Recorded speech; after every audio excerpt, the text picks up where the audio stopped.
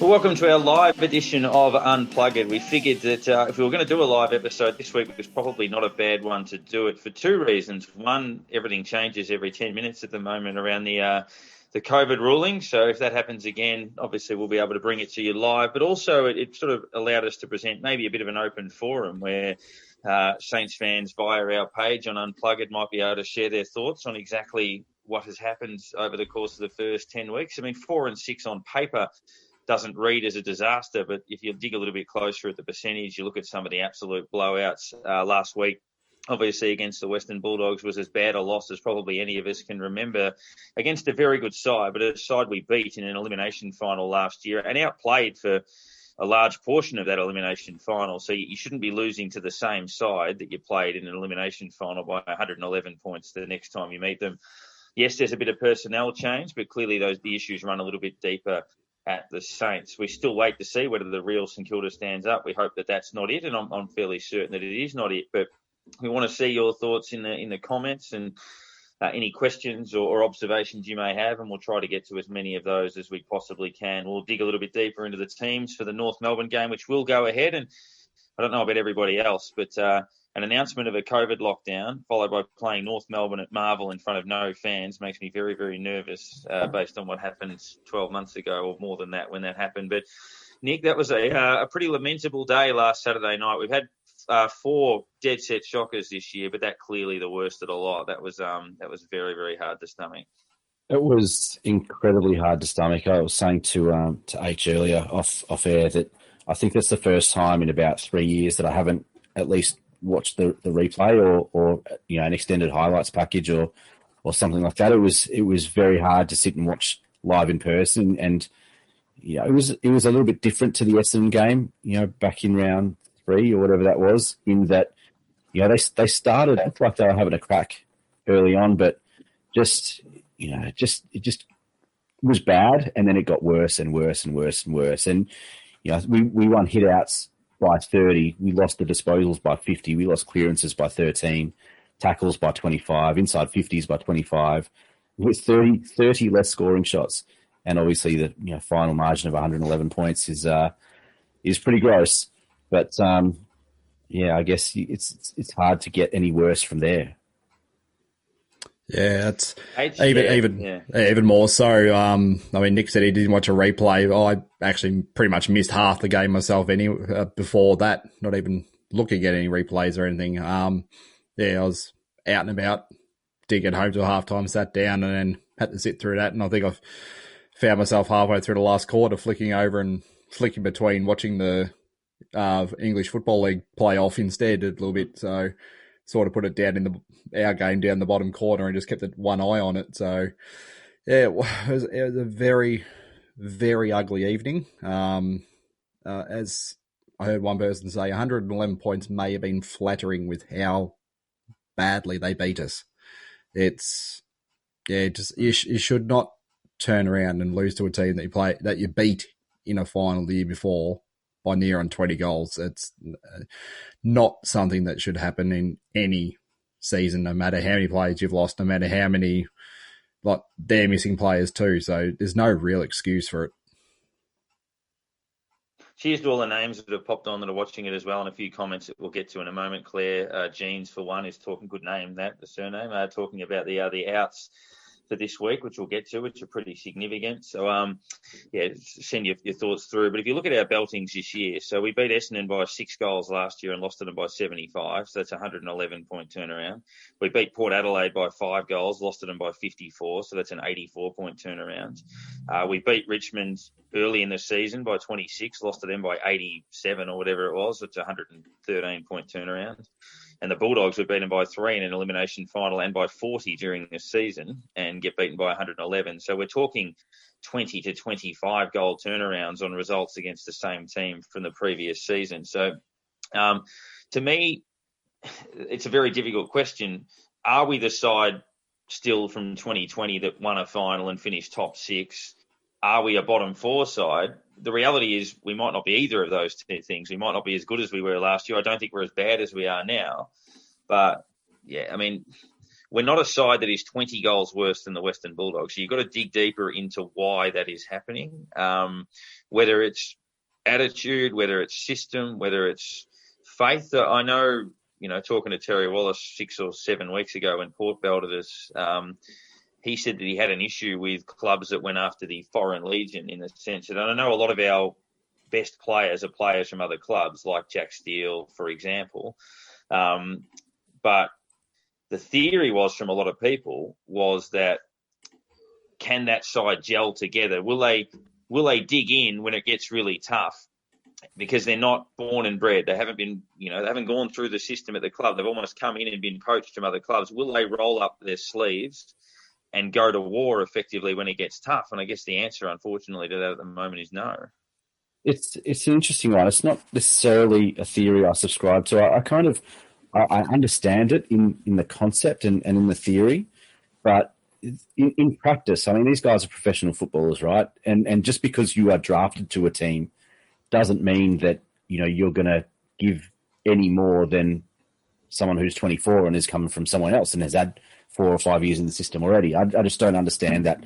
I kind of, like I said, intellectually, the concept I kind of get, but in reality, I just don't subscribe to it. It is a weird one. And, you look at some of those guys that have been our best players, over this year. You look at guys like, Paddy Ryder, when he's been fit and firing, has been wonderful. Zach Jones was our best 2 weeks in a row, pretty much.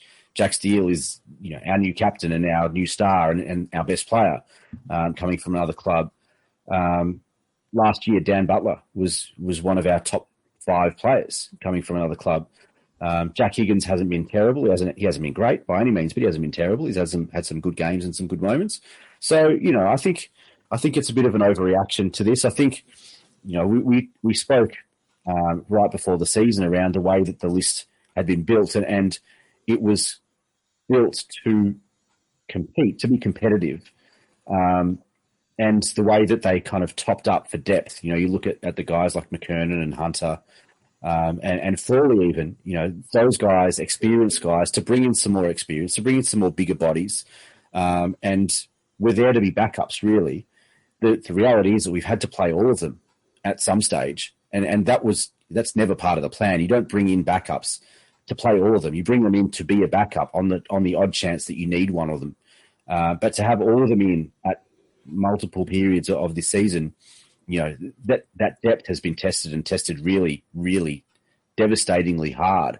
And that's not what depth is for. Depth is to fill up numbers and to make sure that you can fill a team on the weekend. But you're never meant to get down to the bottom, the bottom 2 last player on the list. And unfortunately, that's kind of where we've got to with the number of players that were out early and early doors, from week 1 or just after, and the type of players, they were 2 ruckmen at once. That wasn't meant to happen. Key defenders, and the 2 small defenders that have been vital to our structure in Geary and Patton that we haven't been able to replace. And like I said, those 2 ruckmen, you can't replace Rowan Marshall and Paddy Ryder with Paul Hunter and Sean McKernan. It just doesn't matter if they're depth players. They're just not the same. And it's not like for like, and you can't get like for like. So there are excuses. There are valid excuses. Doesn't make it any more palatable to see what's going on, because no matter who's out there, they should be giving 100% effort 100% of the time. Which is one of Grant Thomas's mantras. Which is what Saints footy was all about: 100% effort 100% of the time. And it looks like at times that you're not getting 100% effort from 100% of the team 100% of the time, and you just can't win games of footy unless you're getting that. And do we believe anything about the whole, we're aiming for 2022, what was said the other day? Do we look at that and think, I can see where they're coming from a little bit. Yeah. But when you look at where we were last year, you don't then target going, look, we're still looking 2 years ahead, and going backwards is acceptable, because that puts you back probably further from that 2022. We should be looking going, if we looked at last year saying, we finished top 6, this year should be a similar or slightly better result. And then if next year is the year we're aiming, that's when we should be a lot better. So, I mean, it really seemed to be correct. It's a really good point and a really interesting topic. And I reckon we could probably do an entire podcast on that specific conversation, because you look at a number of teams and often there's one year that they overperform and outperform their own expectations. And I think, the way that we performed, the way we played footy, the results from last season, our obviously final season results probably outperformed our own expectations. It's possible that we outperformed internal expectations as well at the same time. And you look at the list profile, the age profile of our list, it certainly wasn't built to contend in 2020. It wasn't built for a sustained finals run in 2020. And it probably wasn't built for a sustained finals run in 2021 either. But having had that run last year and then topped up with the likes of Jack Higgins, Brad Crouch, bringing in Frawley from retirement, Sean McKernan, bringing these big bodies, guys who have played experienced football, you certainly don't expect a backward step. It's entirely possible that we didn't plan on having the year that we had last year and that we overperformed, and that 2022 onwards was kind of the window from the beginning. But you can't say that we're expecting, in preseason, we had a really great year last year. We're expecting to go further and play better and play harder. And, this is our time. You can't do that. And then halfway through the year go, well, actually it's not our time. And we never really thought it was going to be our time. So mixed messages and really strange mixed messages. Having said that, I understand where they're coming from. It's just been delivered incredibly badly. Yeah. And I guess you spoke about injuries, and injuries explain certain things. So you look at Richmond. So Richmond are missing half their midfield. They're not as good, but they're having a crack. You look at other sides in the comp. The Bulldogs have got more injuries than us. West Coast have got more injuries than us. I know West Coast results have been up and down. The Giants have got more injuries than us. Carlton have got as many injuries as us. North Melbourne have got as many injuries as us. They're having a crack, though, and I guess that's the difference. Like, if you sit there and say, if you take Marshall and Ryder and Hanbury and Gresham and Jones out of St Kilda's team, are they going to be as good as they were when they were playing? Of course not. But that's not the point. I guess the point is that there's got to be a base level of effort. You've got to go down swinging. You've got to, you can't just basically roll up your sleeves, fight for half an hour. It becomes apparent you're not going to win the game, so you just put your bag in the back of the car and go home. Like, there's got to be some level of resistance to, and that's the disappointing thing for me, because you just want to know that when the going gets tough, they're up for the fight, and we can't trust them watching them at the moment. You can't sit down at a game or on TV and go, well, they're a bit undermanned. There's a few blokes out, but they'll have a crack. They'll fight it through. They might pinch it.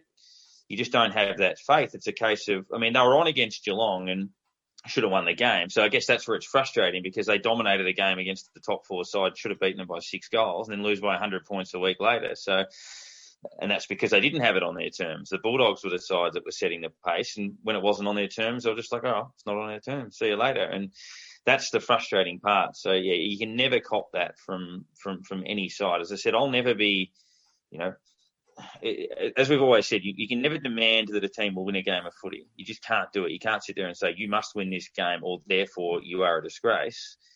But one thing you can demand is that whatever happens, you're going to be up for the fight, and we're not. And that's the annoying part about it. If we are up for the fight, we're a pretty good side.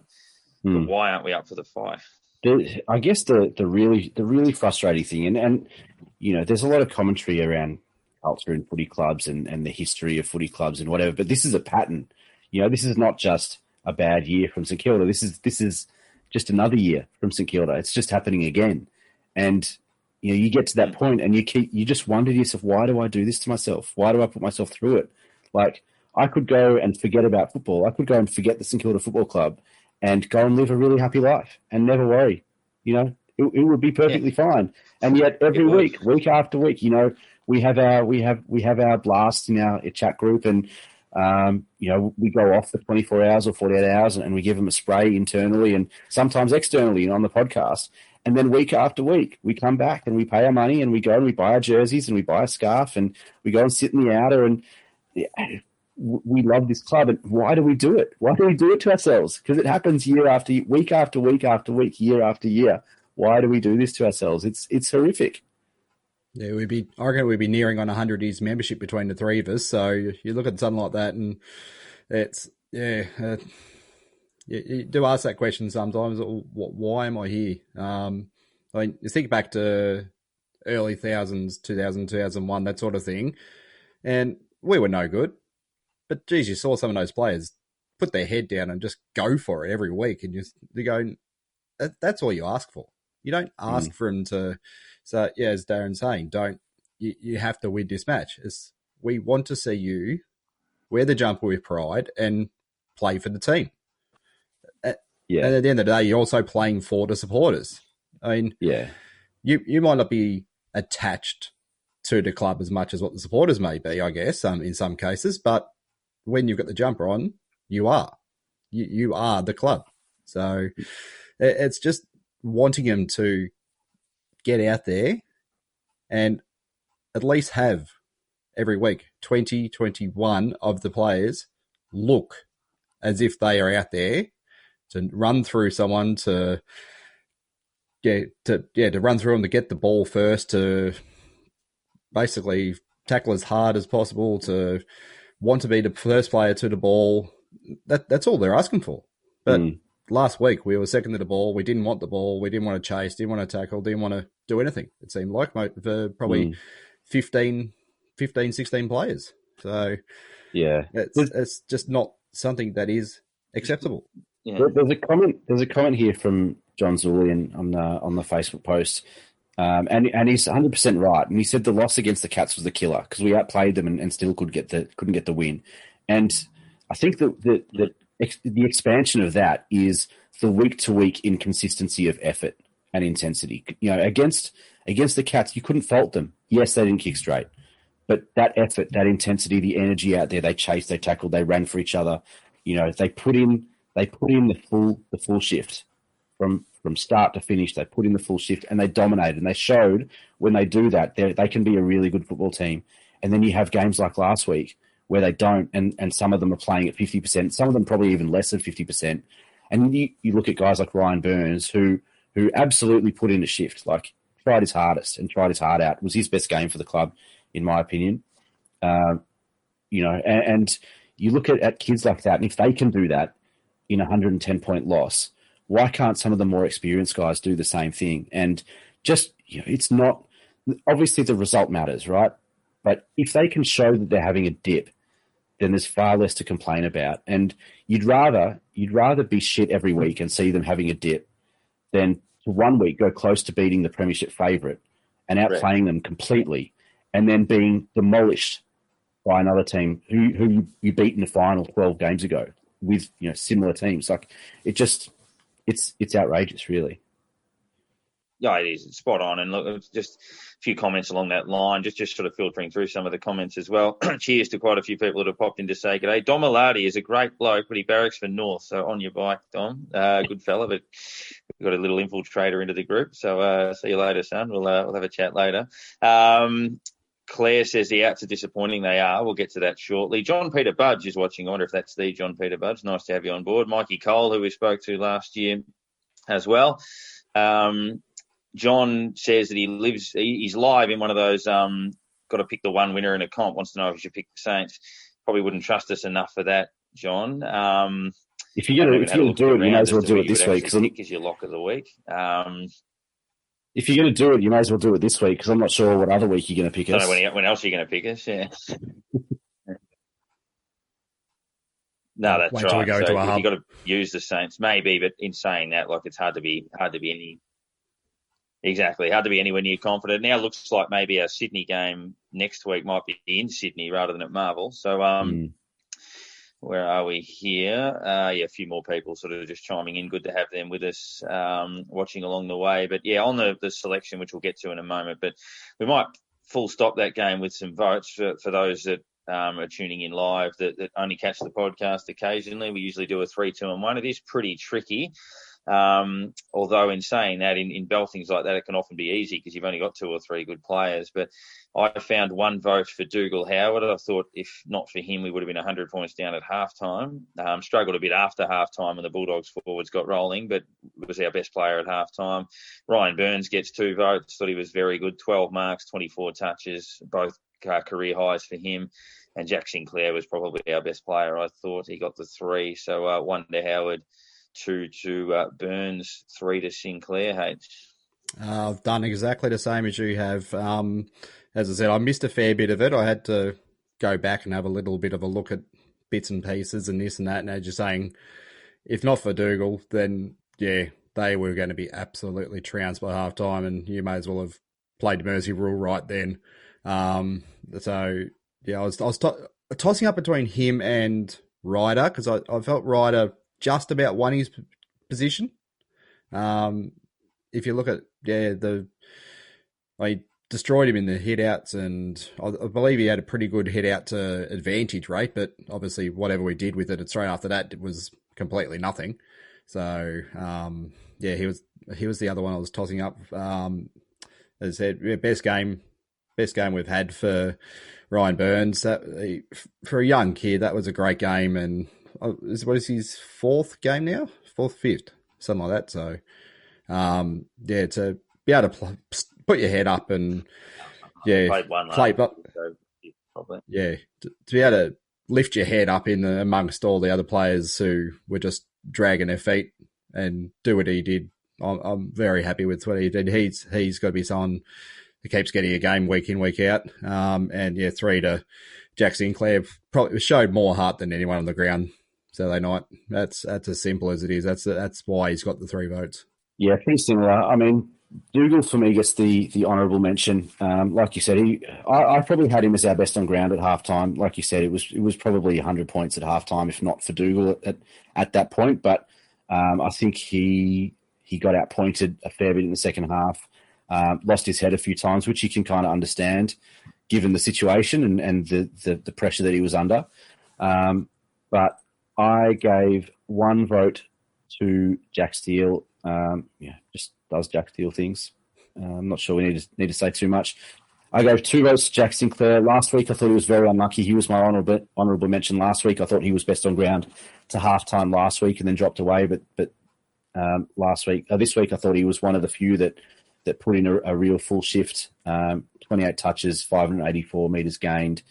Was just very good. He was clean with the ball. He moved it fast. And was just impressive. I think he's on a real good trend at the moment, and he'd be up there, kind of top 5, top 7 in the best and fairest at the moment. And for the reasons that you both said, I gave Ryan Burns 3 votes. I thought he was our best player for the entire game, especially in some of those effort metrics. He was in and under. He was winning the handball. Didn't lose the ball far. He had 24 touches and only gained 130 metres or so. But he played 85% of the game. Was efficient when he had the ball. He won 3 clearances, 3 tackles. Just kept running and providing an option the entire game, and that's something that not many of his teammates can lay claim to. So, what do you reckon? What do you reckon this week? Just, I mean, we'll wait for Parker before we start talking about some of the ins and outs, because obviously there's some pretty big talking points out of that. But at a basic level, we should be beating North, right? Well, simply yes. That's as simple as you can put it. That they're a team that we should be beating easily. Technically, when you look at it, they've improved. They've improved massively from what they started the season. That's for sure. But even if we are missing half a team, the inexperience in their team, we should be able to cover very easily. But you just sort of think about last year and that game there, and we're sort of thinking the same thing to begin with. We're going, going to this game. The North aren't going to be much chop this year, and got out to a decent lead and then overran us. We're thinking, okay, so what's happened to us? I think we put it down to all the new players we had saying that, they haven't gelled yet and this and that. And then it turned out they played the rest of the year and they started playing well together. So, what's that, 14 months later? No excuse. I mean, there shouldn't be any excuse to beat them this weekend. I mean, one thing I'm glad is that they've had a win because I didn't want to be the first one to lose to them. That just would have been like, just could see it happening going in. They're going in without a win, thinking, yep, that's going to happen to us. And yeah, I'm very happy they have got that one win under their belt now. So it's just, they're just one of those teams. You shut down their key players, and you should be fine. I mean, Cunnington's flying as he does. So yeah, as long as if we can keep him under wraps and make sure he doesn't hold one of ours down too much, we should be able to win the battle in the middle there. But yeah, they got a few good young players who will cause a little bit of trouble, but they're inexperienced. We got a bit more. Well, as we know, we got the oldest list in the league, so our experience and age should be something that we can use against them and try to win the match. Yeah, I'm like you said, I was 100% confident of losing that game. Had North not won a game already, I was sure that it was going to be us. Now that they've got one, I'm not so sure. I'm still not confident of beating them, but I guess we should beat them. I think that's just reality. You look at the talent levels on both lists, regardless of anything that's happened in the last 10 weeks. The talent levels on our list, even at half track, should be enough to beat them. To beat North. I guess my question is, what is the benefit of beating North this week? It's almost a lose-lose situation, because if we win, we're kind of papering over some cracks. We get a win, we get the 4 points, and we feel good for a couple of days, and then what? It's like, what do we have to show? What do we have to show this week in a win against North for it to be a legitimate victory? Is it 100 points? Is it 60 points? Is it 4 quarters of effort? Is 4 quarters of effort against North Melbourne enough to make amends of sorts? I mean, it's not going to be enough. It's not going to be enough. But is it going to be a step in the right direction? Or is this week, if we beat North by 10 goals, does it mean anything? 4 quarters of effort's your starting point. That's where it starts. It's basically, if we play 4 good quarters of football, we've seen recently they pushed Geelong right to the final quarter siren. They were almost in a position to beat them that day. So they can play some good football. So we do need to play 4 quarters. That's as simple as it is. So start there, get that right, get the matchups right, get the game plan right, and then I guess it does give confidence in the team itself. If we lose this game, everyone drops their head completely and goes, "Okay, yeah, we're completely cooked." But get a win, play good football, and the players sort of think, "Okay, look, it's not over."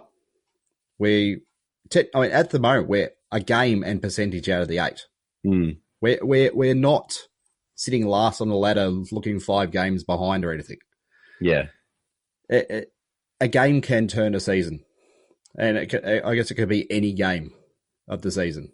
So if we can pull back one of the margins that we've had, just as we've pulled one back a couple of weeks ago, and then we've lost an even bigger one now. That's the thing, and that's the worry, is that you play a couple of good weeks, and we did. We played some okay football, and especially you look at that Geelong game, we played some really good football, and you have a game like that on Saturday night, and it ruins that entire process. It's not 1 step forward, 2 steps back. It's 1 step forward, 10 steps back, and so I'm really wary about going into this week and going and firing, because they've copped it. The club's copped it this week, and rightly so. And we've probably been a bit tame and tamer than I expected, a day or so ago. But rightly so, the club has copped it on a number of levels this week. And maybe they come out firing and they beat North by 80 points. maybe they beat them by 30 points. But what does it show us? It doesn't show us anything, because we know that when they put 4 quarters of football together, when they put 3 quarters of football together, they're a really competitive team.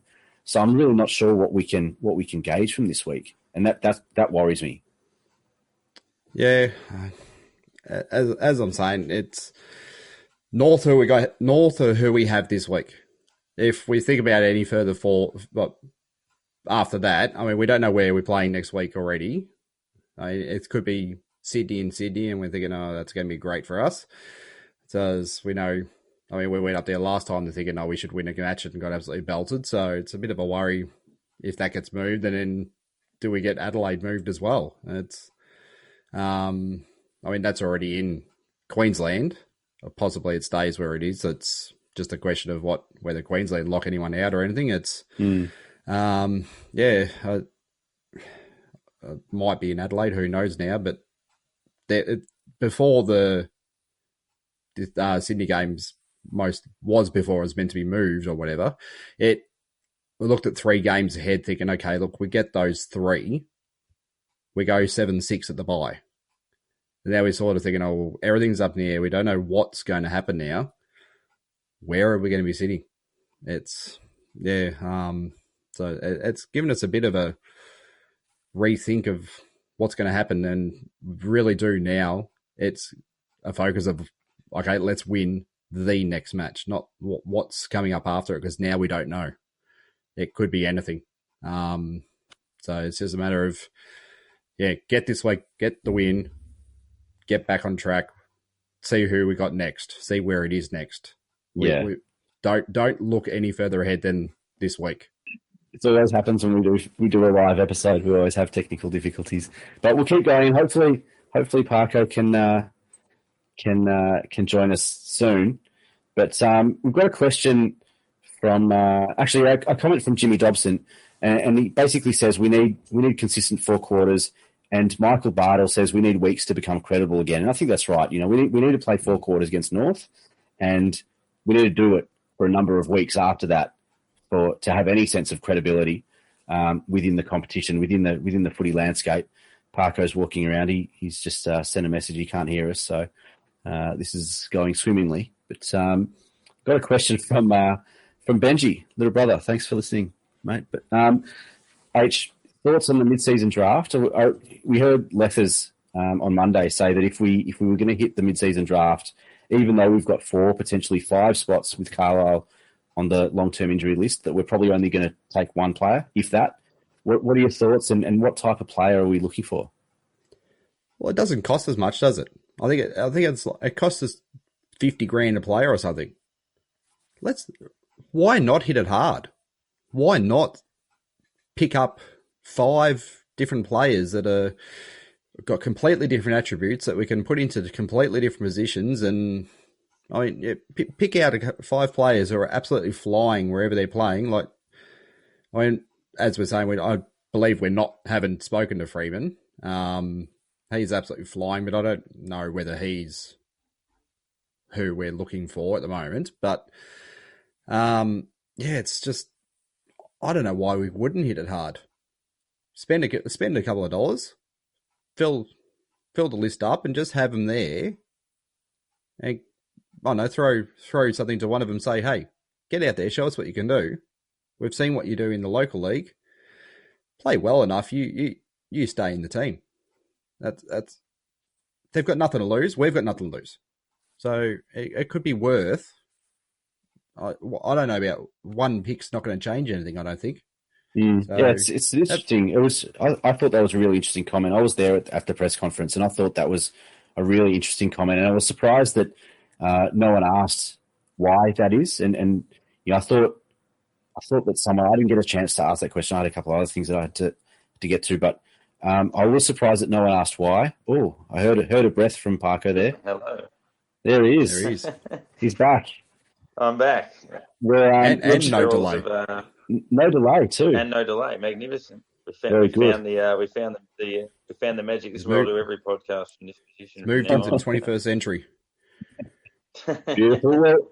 Well, just to catch you up, we kind of finished the North chat. And we're now talking. I had a question from Benji on Facebook asking about the mid-season draft. We're talking about Lether's response at the press conference. If we're going to hit it, we only pick one player. We've got 4, potentially 5 list spots. Why is that? Is it a financial decision?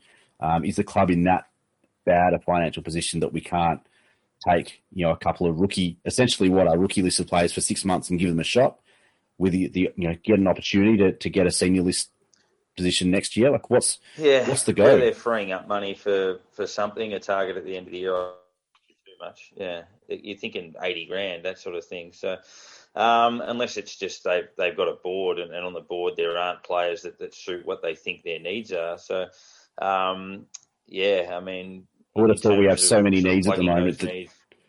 Yeah, that's right. Where do we start in that regard? So.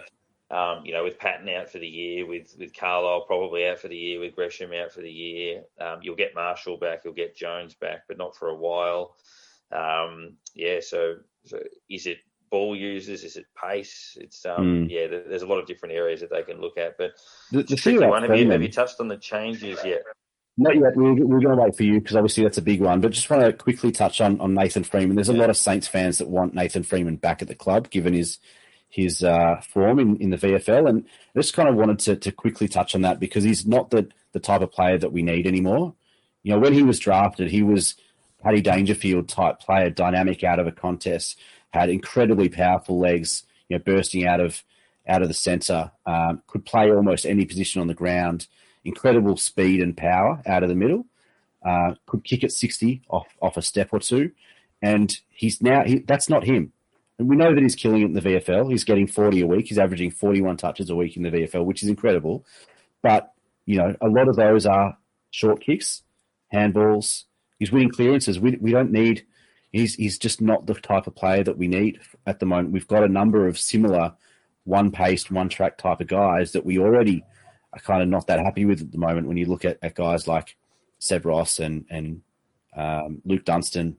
I guess Brad Crouch has been up and down. In terms of Nathan Freeman now, the type of player that Nathan Freeman is not Nathan Freeman from 5 years ago or 6 years ago in his draft year, and he just doesn't offer us anything that is going to help us right now. That's pretty much right. Yeah, I think from what I heard, I think he's pretty much ruled it out. So, and I think I've heard a whisper that Essendon may be in talks with him. And Richmond is the big one. Yeah. So Richmond seem to lose the clearances every week. Yeah, that's right. Richmond lose the clearances every week. They need a contested beast in the middle. They're missing some guys in the middle that they'll get back over the next few weeks, but they're certainly short on depth in that area, and I wouldn't be surprised to see him end up at Richmond.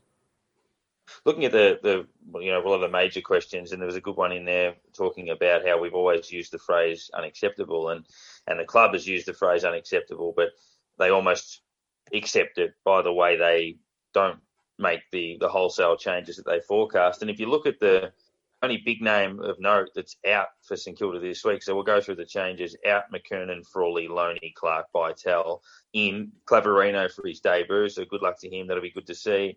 Wood, Highmore, Caulfield, Dunstan. So Clark's the only big name out, and he's out with a groin injury. So they've dropped McKernan, Frawley, Loney, and Bytel. So the Bytel dropping is frustrating, as it is for most people, but they've dropped Loney, who is always the first one dropped. They've dropped Frawley, who was the last one in, and they've dropped McKernan, who, with all due respect, isn't that good. So if you look at, the guys coming in, Dunstan, replacement in the middle. Highmore, replacement down back. No worries. Wood plays well at Marvel. Caulfield gets another opportunity. Claverino makes his debut. So we get to look at a kid, but there was not one significant dropping in that group. They've dropped a kid in Bytel who they shouldn't drop, but no one's been made an example of. Not Butler, not Hill, not, name your player, not Battle. Yeah. It's Loney. Loney's the guy, right? And he's certainly not, he's not the profile type player that I think people are asking for, and that both Brett Ratton and Simon Lethlean alluded to this week. And to be fair, Leth has said that we're not going to drop someone for the sake of making a statement. He said that from the outset on Monday, but surely there were players ahead of Jack Bytel for omission. There had to be. And Bytel didn't have a great game on the weekend. There weren't many that did. It certainly wasn't his best. But he's just got to be in the team. He's an emergency. I'm pretty sure he's an emergency. He'll probably be medical sub, and maybe there'll be a late change. I don't know. It's a shame to see Clark go out, obviously, but I don't see any positive reason or any reason at all why they would have dropped Jack Bartel. No, none at all. I think I was saying to you off air before, I said a few weeks ago, he should not miss a game for the rest of the year unless he's injured. There's no reason for him to not be in the side. He's Correct. shown more than anyone over the last month.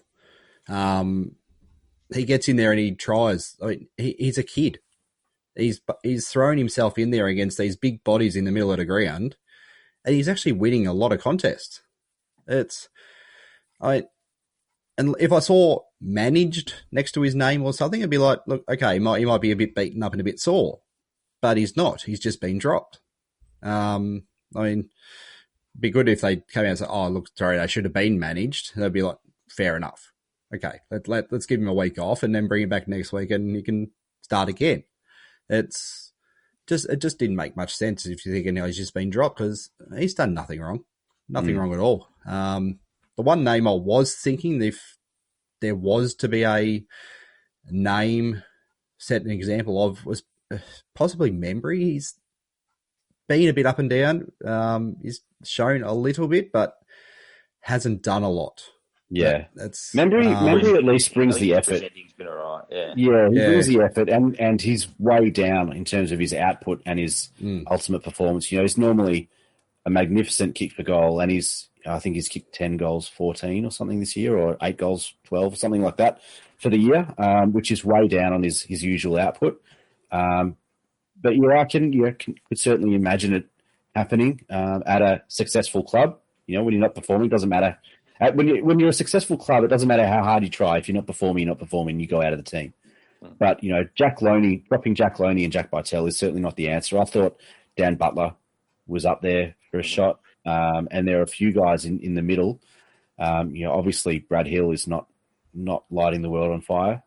He's had a couple of good games, and I thought he certainly improved. Last week was a step back again. Max. The question with Max King is, do you give him a week? And why wouldn't you? If you're going to drop Jack Bartel, why wouldn't you drop Max King and give him a week in the twos to do it, or give him a week off and just say get your head right and come back fresh. It just makes no sense, some of these decisions, and that Bartel one in particular, like I said before, is just a stunning decision, and almost I felt like my eyes popped out of my head when I saw that on the way home from work. I think with King, I don't know whether VFL is going to be any better for him than playing against North Melbourne. Well, possibly not. So, we said that last week. You don't know if is it worth playing in the VFL? Maybe not, but maybe he just needs a week off to get his head right, because he's got all the talent in the world, the physical traits, the skill, the talent, his effort is still pretty good, but it's just not working for him for whatever reason at the moment. And maybe he just needs a bit of time to relax. Like you said out this week and kick a bag. Yeah, like you said, Parker, a week ago. Get him. Tell him to go bowling, go see some movies or whatever. And obviously, you can't do that in Melbourne now. But just have some time on the couch and catch up on some shows or something. I don't know. Yeah, that's right. But I mean, I guess our and that's the conundrum: is it more work or less work? As we said, that is the key in that situation. But look, I mean, I'm not one who's baying for blood, but like if they're going to make a statement like that, then actually make one. Because that's not one. But, I mean, we lose Clark, unfortunately, to injury, who's an important player in the context of a game like this. So, obviously we're confronted with a game where we have everything to lose and not a lot to gain out of it. If we win the game, it is expected. It doesn't solve any problems. It doesn't mask. It doesn't cover any of the cracks. It doesn't do anything like that. And if you lose, it's an absolute disaster. So they have to tick the box. They've got to find a way to get through it, secure the result, move on, get to 5 and 6, no injuries, bank the performance, because obviously the consequences of defeat in a game like this are pretty severe. So, obviously you're not in any position to take any game lightly. North Melbourne have had a dip of late. They've fought games out reasonably well. So I know they got a touch up from Essendon, but their second half was better than ours, for example. They at least sort of ran it to the line reasonably well. So got to be on our toes, and if you win the game, you're 5 and 6. You then play Sydney and Adelaide, and who knows what you can do from there. Like it's not over, but yeah, clearly there's a lot of work to be done. But we appreciate everybody stopping by for the live broadcast, and obviously we had to do that given A, the situation the Saints are in, but also B, the situation that Victoria is in, which changes every so often. So, we appreciate that. We look forward to Saturday twilight, and we'll reconvene normally, hopefully with a pretty big name guest next week ahead of our clash with the Sydney Swans.